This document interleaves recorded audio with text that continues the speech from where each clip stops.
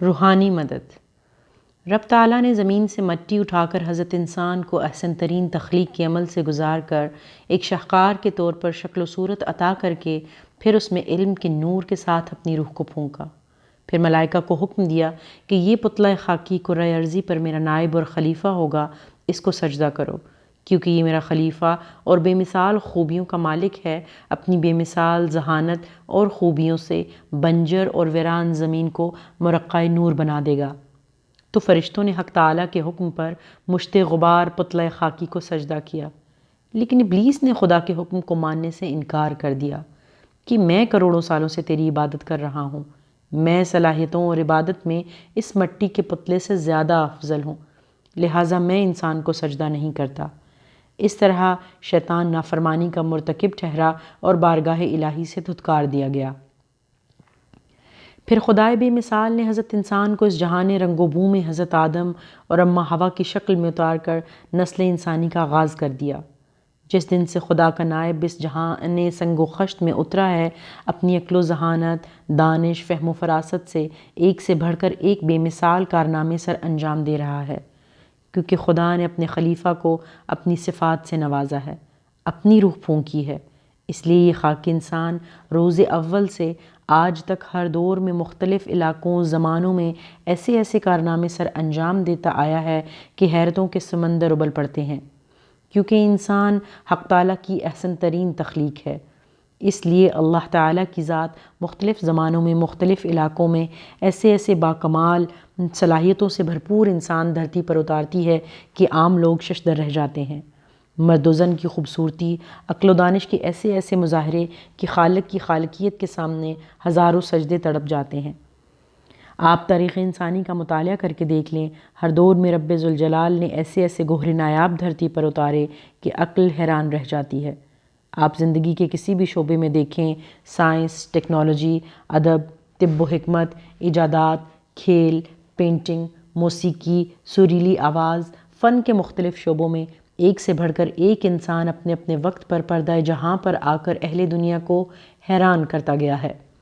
رب تعالیٰ کی جب بھی منشا ہوتی ہے کسی بڑی تبدیلی کے لیے کسی غیر معمولی انسان کو مختلف صلاحیتوں سے نواز کر زمین پر اتار دیتا ہے۔ ان صلاحیتوں میں مرکزی مقام دماغ اور عقل و شعور کو حاصل ہے۔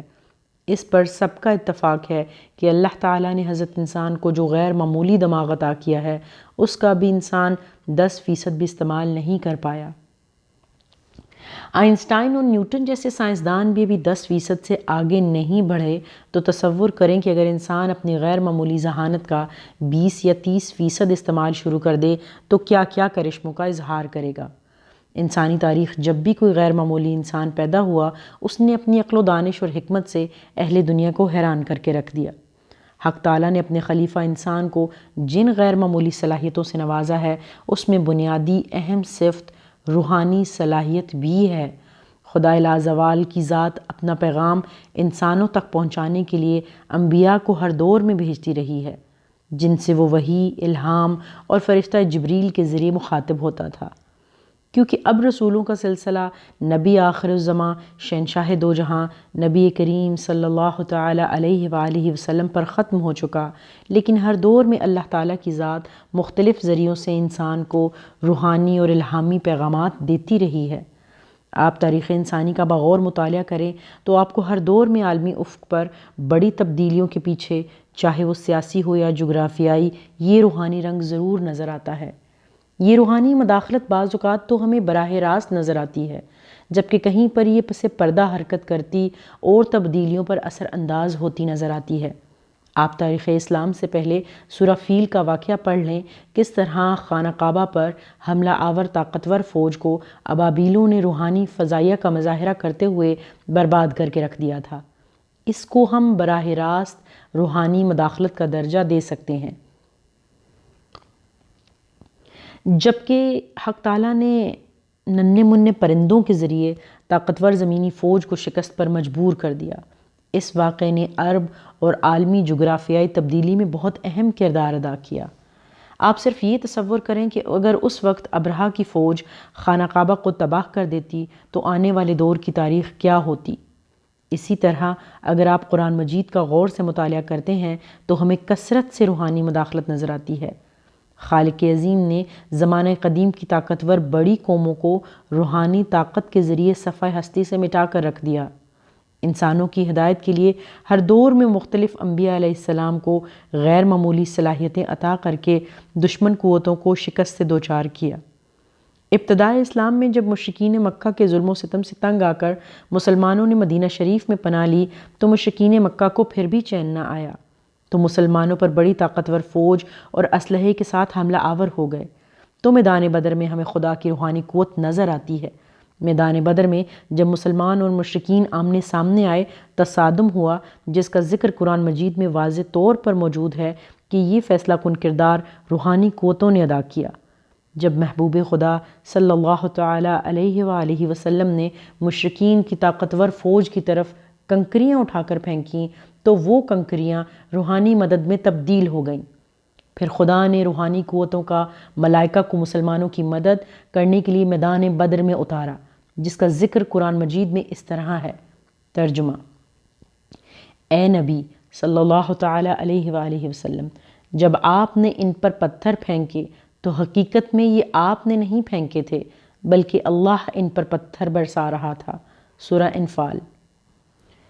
مجھ فقیر کو چند سال پہلے جب میدان بدر میں جانے کی سعادت نصیب ہوئی تو وہاں مسجد عریش کے پاس دیواروں پر بنے نقشوں میں آپ واضح طور پر دیکھ سکتے ہیں کہ ایک طرف مسلمانوں کی فوج ہے، دوسری جانب مشرکین مکہ کی فوج موجود تھی، جبکہ تیسری جانب کے راستے پر ملائکہ کی فوج مسلمانوں کی مدد کے لیے اتری تھی۔ جنگ بدر کی فتح میں آپ براہ راست روحانی قوتوں کو دیکھتے ہیں۔ جب ملائکہ نے مسلمانوں کی مدد کی اور مشرکین مکہ کی طاقتور فوج کو شکست ہوئی، یہ روحانی مدد کا ناقابل تردید ثبوت ہے جو جنگ بدر میں نظر آیا۔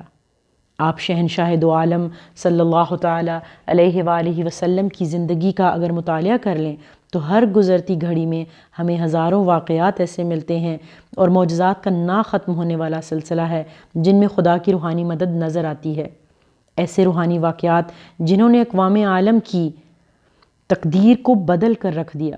سرور دو جہاں صلی اللہ تعالیٰ علیہ وآلہ وسلم نے اپنی ایک حدیث مبارکہ میں اپنی امت کو خوشخبری سنائی ہے جس میں کہا گیا ہے کہ سچے خواب نبوت کا 40واں حصہ ہے، یعنی اب سلسلہ نبوت تو ختم ہو چکا ہے، لیکن روز محشر تک اللہ کے نیک بندوں کو حق تعالیٰ آنے والے واقعات سچے خوابوں کے ذریعے دیتے رہیں گے۔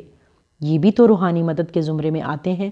حضرت یوسف کو بھی روحانی قوت خوابوں ہی کی عطا کی تھی، جب اللہ تعالیٰ نے خواب کے ذریعے آنے والی خشک سالی سے آگاہ کر دیا تھا۔